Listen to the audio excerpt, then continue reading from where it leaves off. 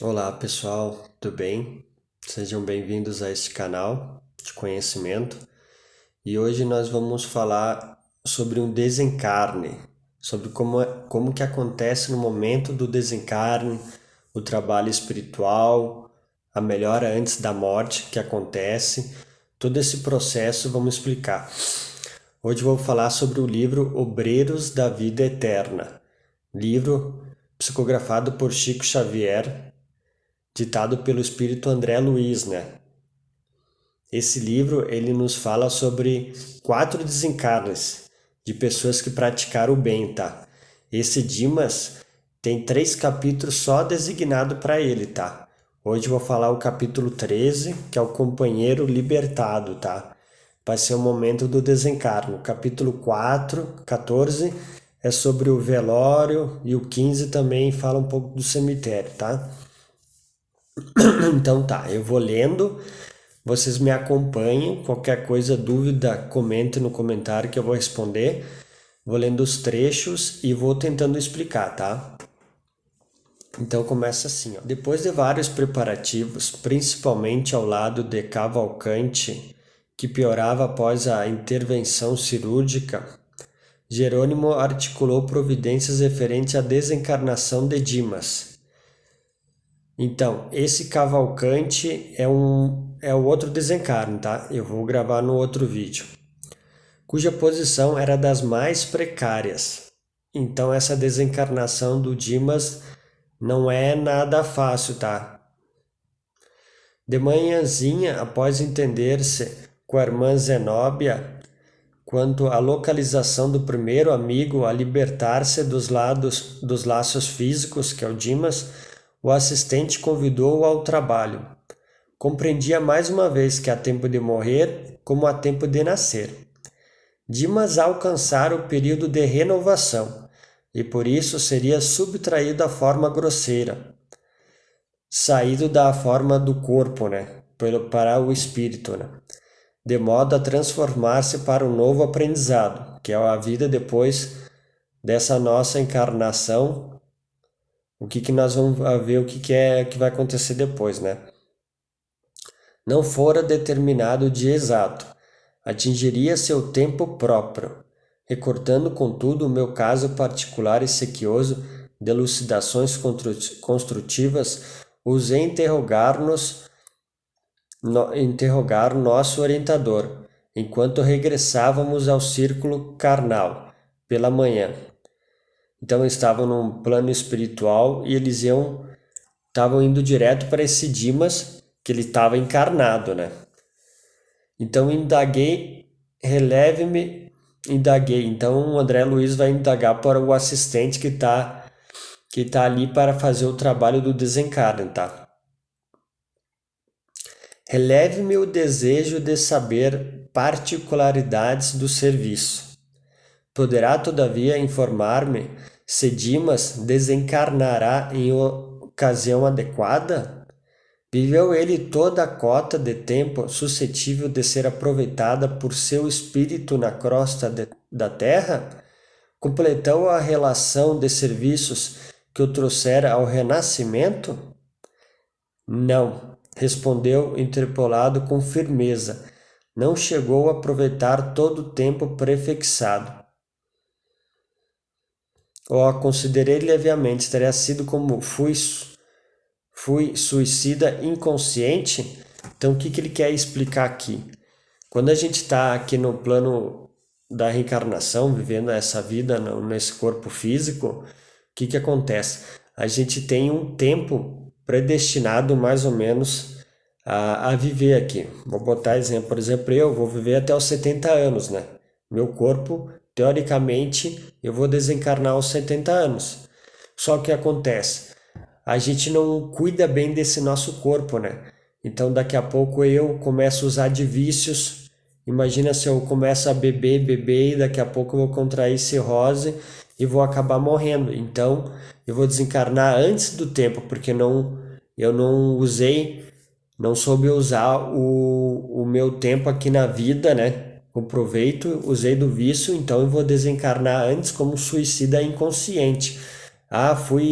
Fumei muito cigarro, daqui a pouco eu tô estragando o meu corpo, né? E daqui a pouco eu vou morrer por causa do cigarro, né? Ia muito em festa, balada, daqui a pouco me envolvia muito com briga, né?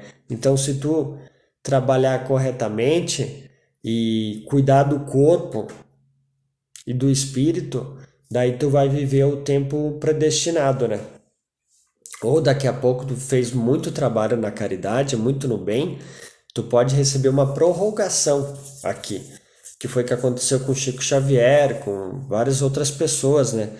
Devido ao teu trabalho muito bom, plano espiritual, ele se junta e vê, ó, esse cara seria muito bom ele continuasse, né? Tá, o trabalho está sendo muito gratificante e retribuindo para muitas pessoas, né? Então vai ser uma prorrogação, tá? No caso do Dimas aqui, parece que ele não, ele vai desencarnar antes da hora, né? Daí nós vamos saber o porquê, né? Ele falou que não é por causa do suicida, né? Daí o, daí o André Luiz vai explicar, né? Ó, penetrei a nossa colônia nessa condição, e antes de obter a graça do refúgio renovador, experimentei acerbos padecimentos. Seu irmão referido não completara o tempo previsto ao roteiro de obrigações que lhe fora traçado, porque tamanha consideração mereceria um movimento excepcional de assistência individualizada? Que motivo impeliria a esfera superior a prestar-lhe tamanha atenção? Jerônimo compreendeu sem dúvida a venenosa preocupação que me dominava o pensamento, mas absteve-se de longas explicações, confirmando simplesmente. Então ele quer saber, né? Porque o André Luiz assiste um filme Nosso Lar, né? Ele desencarnou inconscientemente, né? Então ele não usou do corpo dele, né? Com bebida, se envolveu com outras mulheres, pegou sífilis. Então ele se suicidou inconscientemente, né? E agora ele tá questionando, né, o assistente, porque tamanha serviço para esse, né? Se ele está se desencarnando antes da hora, né? Se eu não recebi esse amparo, né? Agora ele vai explicar o porquê, né? Mas se Dimas não aproveitou todo o tempo de que dispunha, não terá também desperdiçado a oportunidade como aconteceu a mim mesmo? Meu interlocutor estampou no semblante leve sorriso e acentuou compassivo. Não conheço seu passado, André, e acredito que as melhores intenções terão movido suas atividades no pretérito. A situação do amigo a que nos referimos, porém, é muito clara. Dimas não conseguiu preencher toda a cota de tempo que lhe era lícito utilizar, em virtude do ambiente de sacrifício que lhe dominou os dias, na existência a termo. Acostumado desde a infância à luta sem mimos, desenvolveu o corpo entre deveres e abnegações incessantes. Desfavorecido de qualquer vantagem material no princípio, conheceu ásperas obrigações para ganhar a intimidade com as leituras mais simples. Entregue ao serviço rude, no verdor da mocidade, constituiu a família pingando suor no sacrifício diário. Passou a vida em submissão a regulamentos, conquistando a subsistência com enorme despesa de energia. Mesmo assim, encontrou recursos para dedicar-se aos que gemem e sofrem nos planos mais baixos que o dele. Recebendo a mediunidade, colocou a serviço do bem coletivo. Conviveu com desalentados e aflitos de toda sorte, e porque seu espírito sensível encontrava prazer em ser útil e em razão dos necessitados guardarem raramente a noção do equilíbrio, sua existência converteu-se em refúgio de enfermos do corpo e da alma. Perdeu quase integralmente o conforto da vida social. Privou-se de estudos edificantes que lhes poderiam prodigalizar mais amplas realizações ao idealismo de homem de bem, e prejudicou as células físicas no acúmulo de serviço obrigatório e acelerado na causa do sofrimento humano. Pelas vigílias compulsórias noite dentro, atenuou-se-lhe a resistência nervosa, pela inevitável irregularidade das refeições. Distanciou-se da saúde harmoniosa do estômago, pelas perseguições gratuitas de que foi objeto. Gastou fosfato excessivamente, pelos choques reiterados com a dor alheia, que sempre lhe repercutiu amargamente no coração, alojou destruidoras vibrações no fígado, criando afecções morais que o incapacitaram para as funções regeneradoras do sangue. É verdade que não podemos louvar o trabalhador que perde qualquer órgão fundamental da vida física em atrito com as perturbações que companheiros encarnados criam e incentivam para si mesmo. No entanto, faz-se preciso considerar as circunstâncias em jogo. Timas poderia receber com naturalidade semelhantes emissões destrutivas, mantendo-se na serenidade de intangível do legítimo apóstolo do Evangelho. Todavia, não se organiza de um dia para outro o anteparo psíquico contra o bombardeio dos raios perturbadores da mente alheia. Como não é fácil, improvisar cai seguro ante o oceano em ressaca, cercado de exigências sentimentais, subalimentando, mal dormido, teve a reiteradas congestões hepáticas, convertidas na cirrose hipertrófica, portadora da desintegração do corpo. Interrompeu seu orientador e, como me sentisse fundamente envergonhado pelo paralelo que inadvertidamente estabelecera, Jerônimo acentuou. Então, pessoal, o que ele quis dizer, né? Dimas teve que trabalhar desde muito cedo, né? Ele não teve essas facilidades que o André Luiz teve, né? De viver num berço de ouro, receber estudos, não precisar trabalhar. Não, ele teve que trabalhar desde muito cedo para sustentar a família dele e mais para frente para sustentar a sua própria família, né? Então ali ele já foi se desgastando, né, com o trabalho árduo, né? E mais para frente ele recebeu a mediunidade, né? E começou a perceber os desalentados que estavam precisando de amparo. E isso ele começou a praticar caridade. E desde então não parou. Então ele trabalhava durante o dia e depois ele se dedicava diretamente a esse amparo. Ali não explica bem, mas acredito que ele trabalhava numa casa espírita. Então, ele não, ali falou que ele não dormia bem, ele não se alimentava bem. Então ficava o dia inteiro com o trabalho e depois se dedicava direto ali, né? Então, e ali apareceu também que ele se compadecia amargamente com o sofrimento das pessoas. E isso fazia-lhe mal, isso no espírito, prejudicava os rins e deu cirrose. O que isso quer dizer? A gente, quando trabalha na caridade, a gente vê umas cenas muito tristes, mas a gente não pode, a gente tem que ter piedade, né? Mas não pode levar muito dentro de si isso. A gente tem que agir normal, sabe? Com o tempo, ali falou, não é do dia para noite, né? Mas com o tempo tu vai achar isso aí normal, teoricamente falando, e tu não vai mais se entristecer, comprar muito, né? Tu tem que praticar a caridade e ver as cenas, mas agir sem te afetar, né? Deu para entender mais ou menos, né? Não dá para comprar, tu vai fazer atendimento fraterno, isso e aquilo, tu tem que conversar com ela e depois daquilo tu esquecer, sabe? E outra, por exemplo, em casa espírita, por exemplo, tem muito, é segunda trabalho, ou quarta, tu não precisa ir todo dia, sabe? Ele se desgastou demais. Só que como ele praticou a caridade, isso foi visto no plano espiritual. Então ele recebeu o amparo, mesmo ele não tendo a noção e estragando o seu próprio corpo, né? E ali falou que ele não estudava, né? O importante do conhecimento e da caridade, né? Conhecereis a verdade e ela vos libertará, né? Ele está recebendo o amparo porque ele praticou a caridade, né? Ao lado do juízo lá que está na Bíblia sobre Jesus que falou: venham benditos de meu Pai, recebam como herança o reino que foi lhes preparado desde o início dos tempos. Por quê? Porque eu tive fome e vocês me deram de comer, tive sede e me deram de beber, fui estrangeiro e vocês me acolheram, necessitei de roupas e vocês me vestiram, Estive enfermo e preso e foram me visitar. Tá entendendo? E ele fala, para os que estão à direita, parte-se de mim para o fogo do inferno, porque eu tive fome, tudo isso que eu acabei de falar, e vocês não me acolheram. Então, o que Jesus está querendo dizer?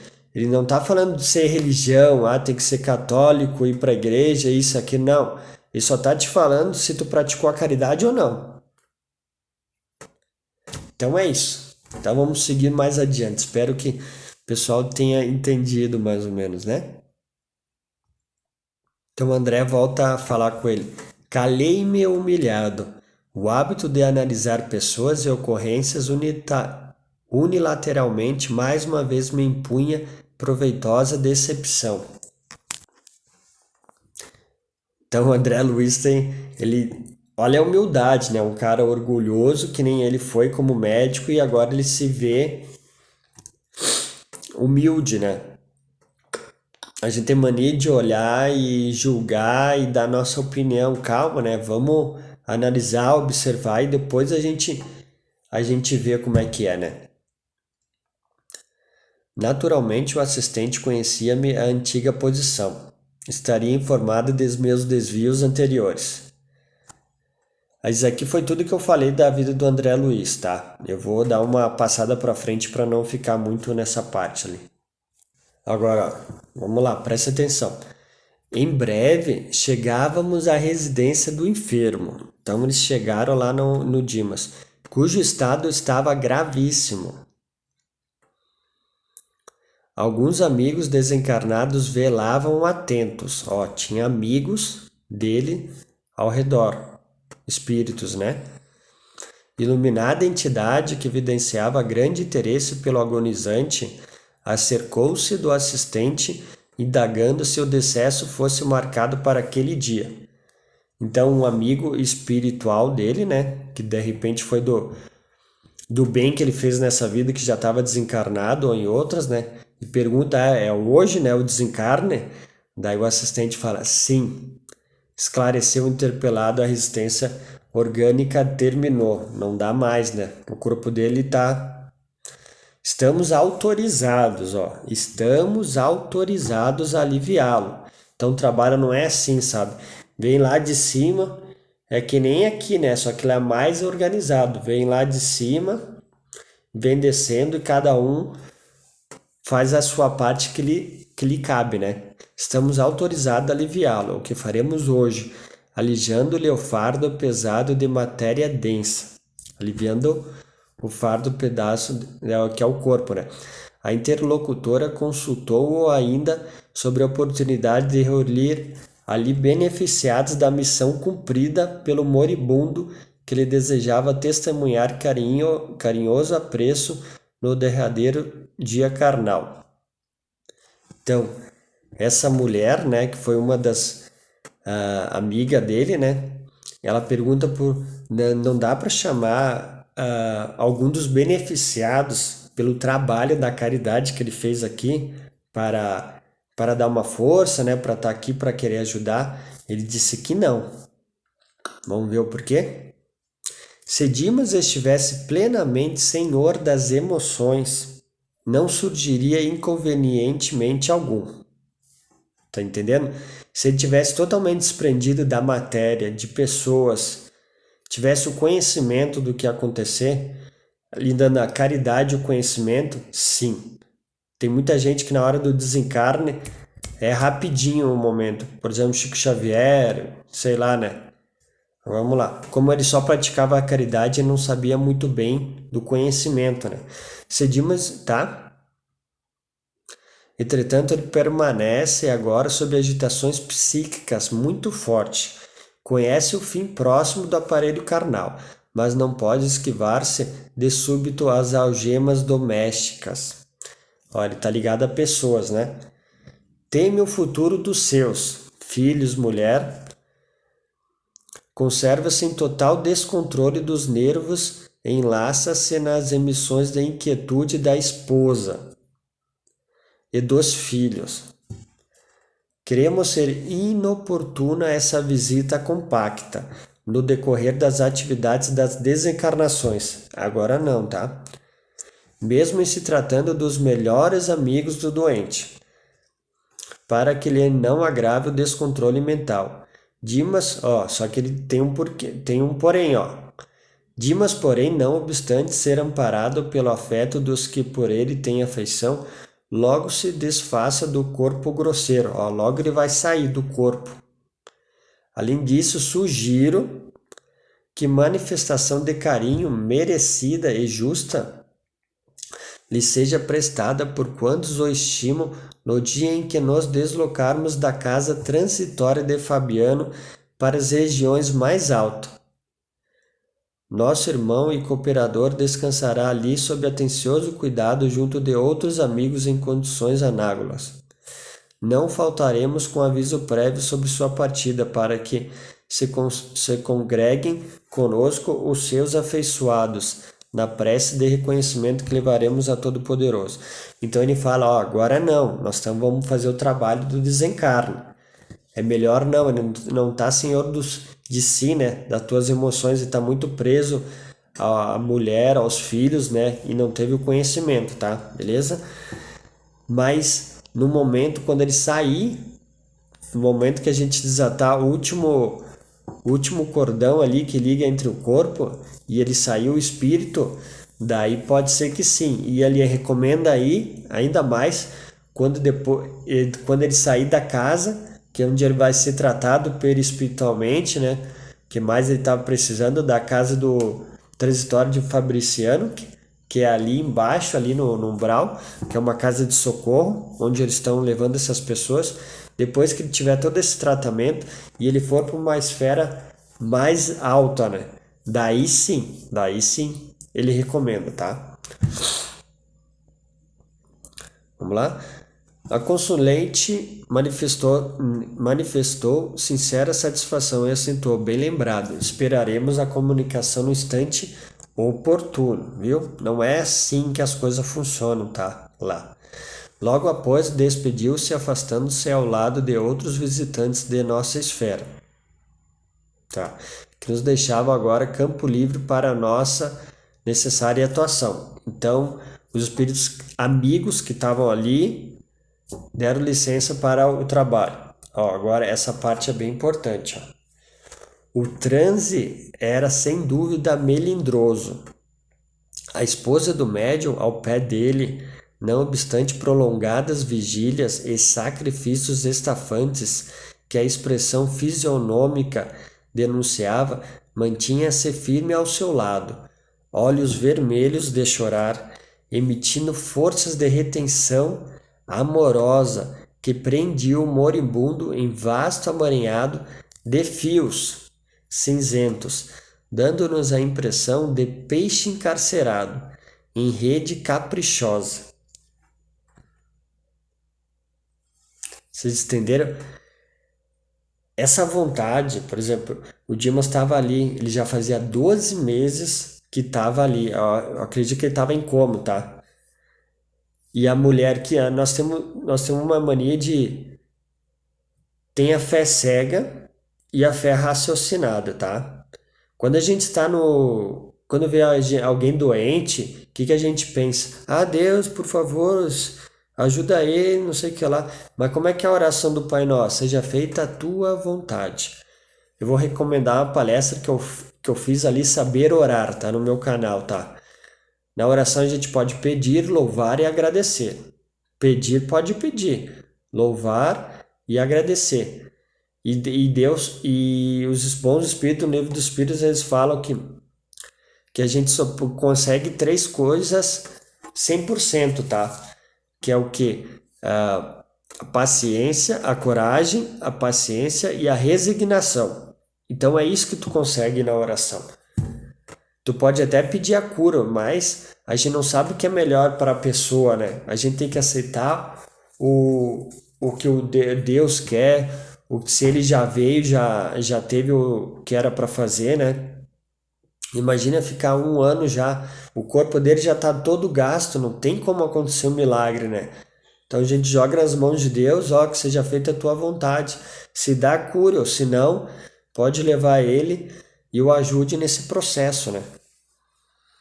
Então a mulher o prendia muito, por favor, Deus, não sei o que. E o pensamento